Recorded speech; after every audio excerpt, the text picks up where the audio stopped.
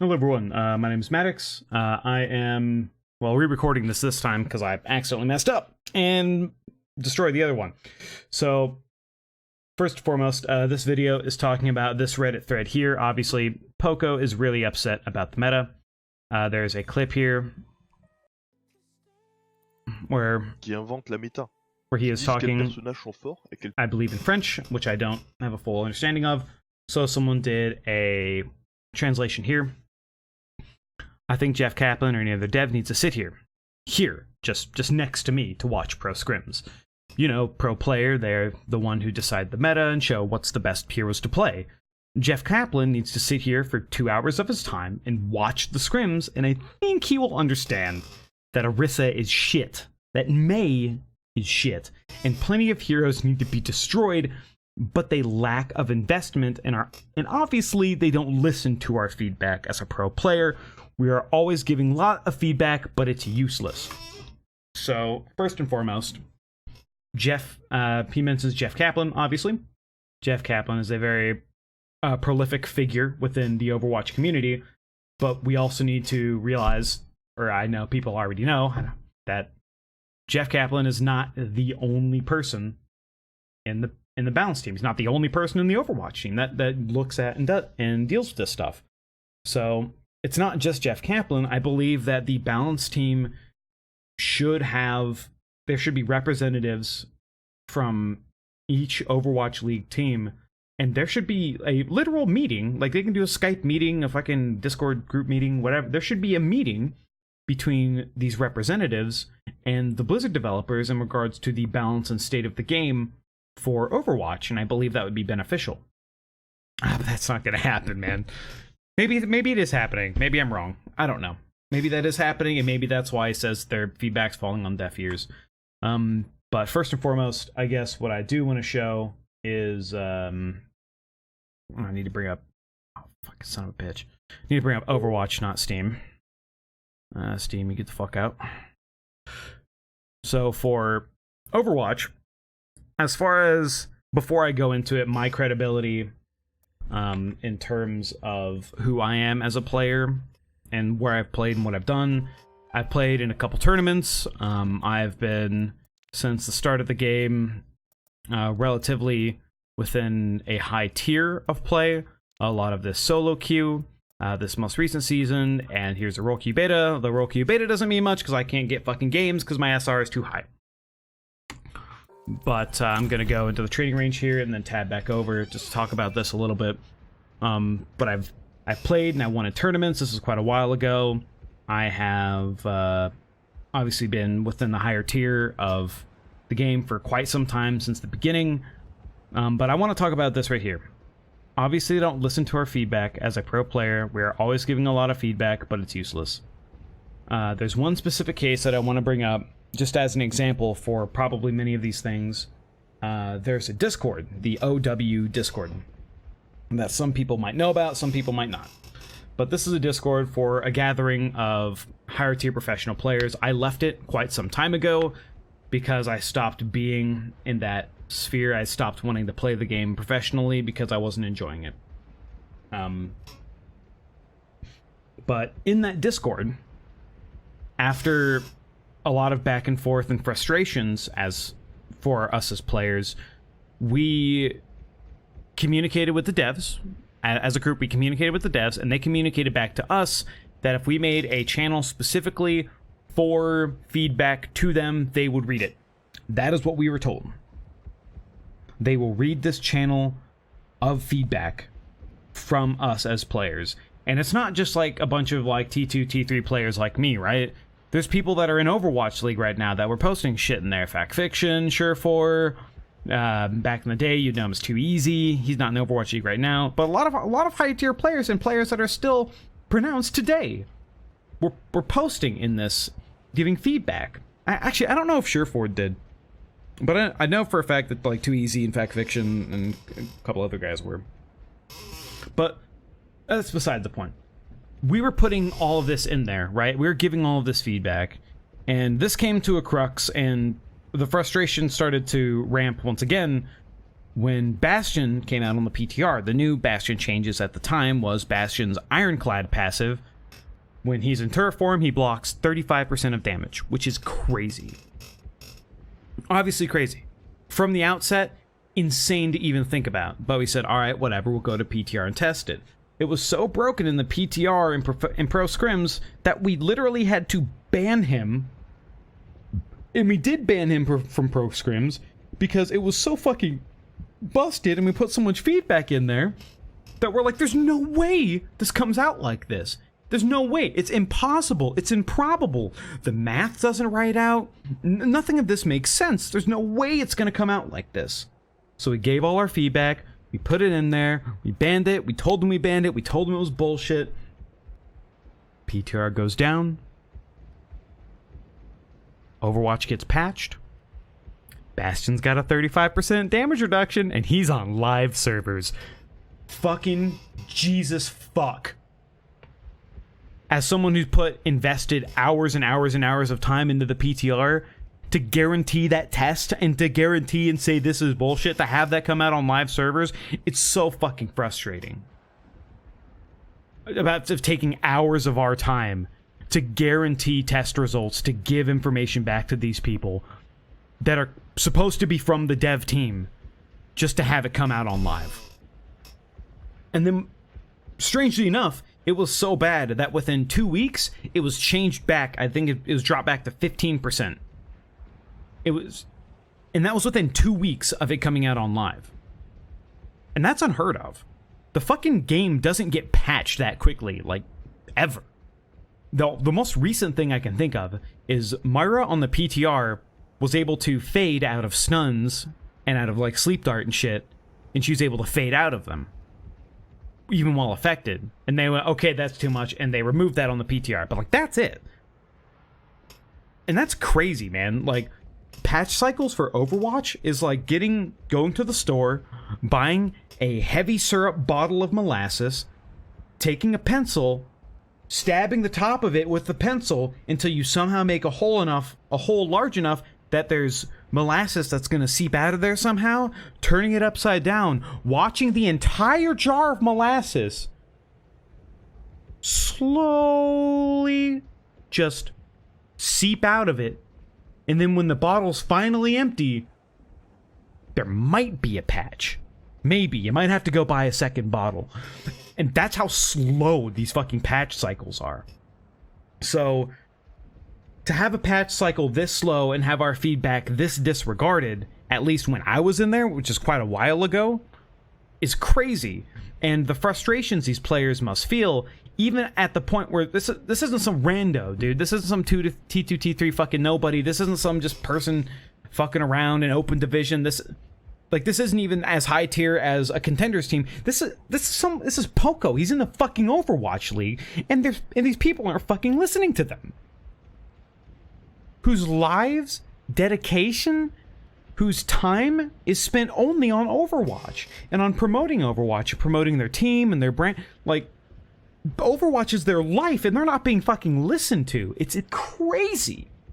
And the fact that they don't even have people coming down to take a couple hours to see what the fuck is going up with their new changes, it is astronomically ridiculous. And so let's really get into it. So we'll read, there's 2 comments I want to look at, and then we'll go right into it. One of the problems Overwatch is they make too many heroes that are awful to play against. Maybe the inevitables in making this many heroes, but still it seems too often they don't take into account how fair it feels to play against a hero. For example, Doomfist or a sample Mei. Orisa's okay, but they buff them, so now they're crazy to deal with. And I've said player, and this is the other one other comment I'll see is players have always complained about the meta, but it's gotten worse and worse and worse. And so there's the design philosophy, and there's the frustration of characters to play against. So we're going to jump into the game, and I'm going to show, and I want to, first and foremost, I just want to talk about design philosophy overall, just general design philosophy of the game, right? With honor, so redemption. For design philosophy, let's think about old Hanzo. Hanzo's the character I pick because the difference between old Hanzo and new Hanzo is light and day in their regards to how they update and how they do character designs now. Old Hanzo, you could shoot the bow, you could sonic arrow, you could scatter arrow. That was it. He was very high risk and he was very high reward. And people like Raxu had their names made on these characters because of how high risk and how reward they were, making big impacts if you were good, but obviously if you're a shit Hanzo, you weren't doing anything. So they changed him. From old Hanzo, he's still a sonic arrow, but sonic arrow now has a lower cooldown, has a different radius of effect. It doesn't last as long, but now you can do it more often. Scatter arrow, for example, you see these little bumps on the side? You can see my character's visual indicator move up and down in regards to where this bump is. These bumps will change how scatter arrow acts. A good Hanzo, especially in a map like King's Row, had to play and use his scatter arrow correctly against these bumps, around them, around every little bump and edge of map geometry to get the most out of his abilities, otherwise that wasn't going to do anything. He required real skill to play and use effectively, even though sometimes scatter felt like bullshit, right? And it was good against tanks. But more so than any of that, they changed scatter arrow to stormbow. And you can move at full speed while shooting your stormbow, and it makes him a lot easier, a lot simpler to play. He used to have a larger movement penalty when drawing the bow, but now he doesn't. So now you can use your bow kind of whenever. Like, triple kill. It's a problem. It's a big problem. He's become a character that is easier, that is ease of use is somewhat okay. Layman's terms, I'm fucking stupid. He's easier to play and just as or more effective than he was before. Because he has all these tools. And the dash is the biggest part. A get out of jail free card with dash for bad positioning makes this character so much... Like, you used to be able to dive a Hanzo. You can't dive a Hanzo anymore because he dashes away.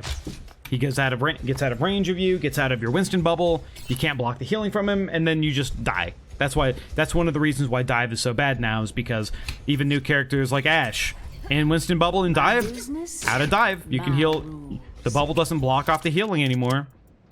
Baptiste, throw his shit down, walk right through it. Shields don't block this. You can like freeze it with May wall, but like regular ass shields don't block the invulnerability effect. So design philosophy wise, all of these new characters, Baptiste has a jump, he has a self heal, he can damage and heal at a very effective manner. Also, a lot of pros hate fucking Baptiste. Well, they don't hate Baptiste, they hate this. This is fucking garbage. This needs to go away. Fuck this thing. Step inside. It allows you to be a main healer while also having a defense. It allows you to be a main healer while also having the effectiveness of a defensive ult in a single character. And that's why Lucio sucks dick now, and that's why Baptiste Anna is good. But getting to, like, Orisa, one of the comments in the thread was that characters get buffed and buffed and buffed and buffed and buffed, and then they're just crazy. They're just so good. So, like, one thing's, even though Orisa got buffed, like, you have all of this space to shoot at Orisa from, right? That's one of the you have all this space to deal with Orisa on the sides. Orisa could re-shield while reloading. She got her ammo capacity increased, her spread decreased, her projectile speed increased. The character got buffed hundreds of times. And one of the... well, not hundreds, obviously, that's exaggerating. But they got buffed so much. And one of the things I remember is some people may give him shit for being... may give him shit, but Ajax, even before they change anything, is like, you should probably hold off on buffing Orisa before we really know how to play this character. Otherwise, she could become overbearing. And, well, you see Orisa's now very, very overbearing because obviously buffed 5 to 6 times in a row, right? And then people figured out how to play her correctly, and you can play her with Hog, and then Hog got some changes. But the problem with Sigma is that it doesn't matter where you are. It doesn't matter where you're being attacked from. You can just block people, and there's no cooldown to it. And what people eventually started doing is you see, as they play, they'll put the shield out, left click, put the shield out, left click, put the shield out, and they can reposition this however the fuck they want to. And then not only is that, his rock has a very large hitbox, knocks people down, and for some reason this blocks Roadhog hug. So Roadhog having some form of counterplay, or people having counterplay against. So you break his shield, right?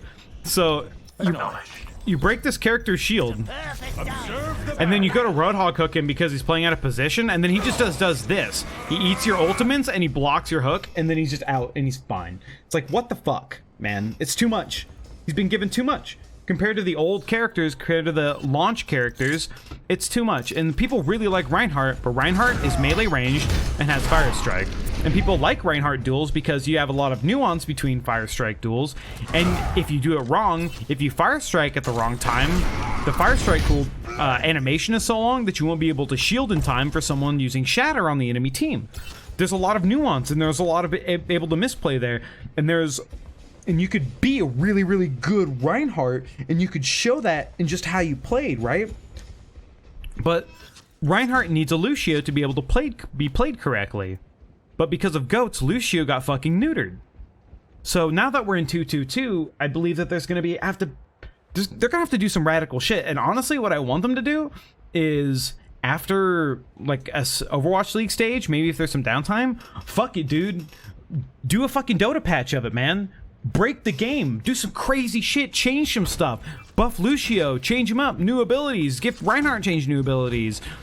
Maybe fucking instead of Fire Strike, his next two swings are flail like and and can hit from range like Brig. I don't fucking know, man, but we need something done, man.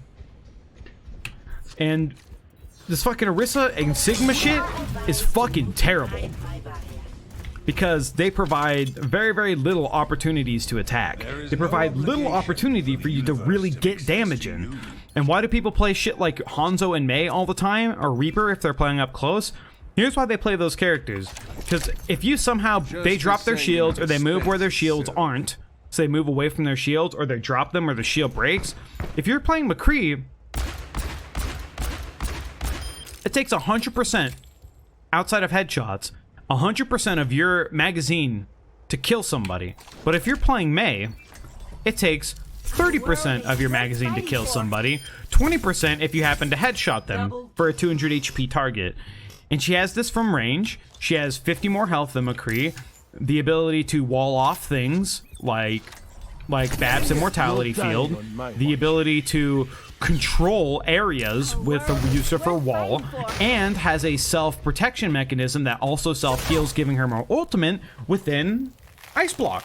Like, it's a no-brainer why Mei is picked. And then once again, Hanzo for the same reason. If Sigma or Orisa move away from their shields at any point, Hanzo needs to take that half second that he has and just instantly be able to kill these targets, right? He needs to be able to deal so much damage in such a short amount of time because of the amount of uptime that shields have, that it's frankly ridiculous. And I agree that DPS probably do too much damage, but we do so much damage because we have so little opportunity to fucking do damage. And even if we do get to do damage, Orisa does this, or Sigma does this. So it's really, the game's in a really frustrating point, especially for a player, and especially for someone playing at a high level, because when you play at a high level, the mistakes that you're able to capitalize on are so much fewer, so it just compounds on itself. So it's the difference between the old design philosophy when the game launched, when you look at characters like Reinhardt and Lucio and shit like that, but with the new design of the new characters that they've relaunched, don't rely on their team at all. And for a company really promoting this as a team game, they sure make a lot of fucking characters that work really well just by themselves. But anyway, that's my spiel and my, I guess, overall take in regards to this Reddit post. I haven't really made stuff, I mean, I've made stuff bashing Overwatch before, but I haven't made stuff like this just because half the time you either get downvoted and people just hate what you say, or the other half the time it's just like, oh yeah, cool, okay, and it's not even worth making the content. It's kind of like talking to the Overwatch devs being a higher tier player and they don't fucking listen. I don't know, man. I'm just rambling at this point, just because I feel very passionately about the game. I fucking love playing this game. I wouldn't have put so much time into the game. Like, I fucking almost 2,000 hours in the game, and I fucking love playing this game, but the issue is with how Sigma is, with how it's far the tab over, sorry. With how Sigma is, with how Orisa is, with May's new freeze piercing through teammates, so if anyone is even in May range, they not only the moment they get touched move at bare minimum speed, but you can freeze through. Like, see, you touch him once, just touch him as May, and he's instantly at the slowest speed, which is another change they made, because May wasn't... Once again, May's got the Orisa problem, where May wasn't picked much, so May got buffed like 3 or 4 times in a row, and now May's just fucking crazy. That's been the story of Overwatch, where stuff comes out, doesn't get played that much, gets buffed way too much because it hasn't let its niche or its ability to be played on certain maps experimented enough with, and then it becomes the thing to play. But I don't know. I care so much about this game that I hate so fucking much, and it bothers me to a degree that's unhealthy. So if you actually got here, thanks for watching. I literally just only made this for this Reddit post. I'll post it on Reddit. I don't really want to post for like I don't really make videos, so I don't really give a shit about posting for self content. But yeah, if you got here, thanks. Let me know what you think. Peace.